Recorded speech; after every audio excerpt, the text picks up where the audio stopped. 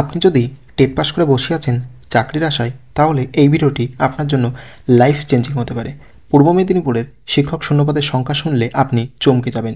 এখন রাজ্য জুড়ে যে রিপোর্ট তৈরি হচ্ছে সেটাই ভবিষ্যতের নিয়োগের দিক নির্দেশ। আপনি দেখছেন জয়ফুল লার্নিং 247, যেখানে পাবেন টেট, ইন্টারভিউ এবং শিক্ষক নিয়োগ সংক্রান্ত সমস্ত কিছু latest and authentic updated class. পূর্ব মেদিনীপুরের ডিপিএসসি থেকে প্রকাশিত এই রিপোর্টের মাধ্যমে কী কী তথ্য উঠে এসেছে এবং এই জেলার প্রাথমিক শিক্ষা সংসদের চেয়ারম্যান হাবিবুর রহমান স্যার তার নিজের জেলাতে এখনও পর্যন্ত কত শূন্যপদ রয়েছে সেটাও তিনি জানিয়েছেন।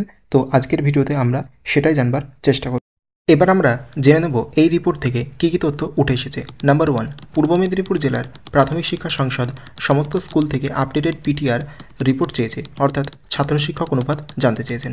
নাম্বার 2, রিপোর্টে প্রতিটি স্কুলের ছাত্র শিক্ষক সংখ্যা, শিক্ষক শূন্যপদ এবং 2028 সাল পর্যন্ত যে সকল শিক্ষক অবসর গ্রহণ করবেন তাদের তথ্য জমা দিতে বলেছেন।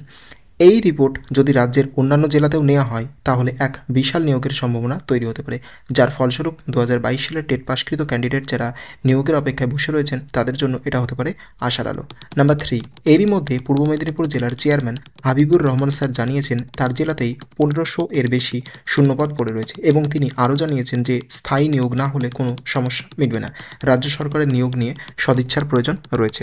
আপনার জেলার কত শূন্যপদ থাকতে পারে সেটা জানতে হলে কমেন্টে আপনার জেলার নাম লিখুন। নিয়োগ সংক্রান্ত এই রকম আপডেটেড তথ্য পেতে চ্যানেলটিকে সাবস্ক্রাইব করে রাখুন জয়ফুল লার্নিং 247, আর ভিডিওটা শেয়ার করুন আপনার টেট বন্ধুদের সঙ্গে। সকলে ভালো থাকুন, সুস্থ থাকুন, প্রস্তুতিতে থাকুন। জয় হিন্দ, জয় ভারত।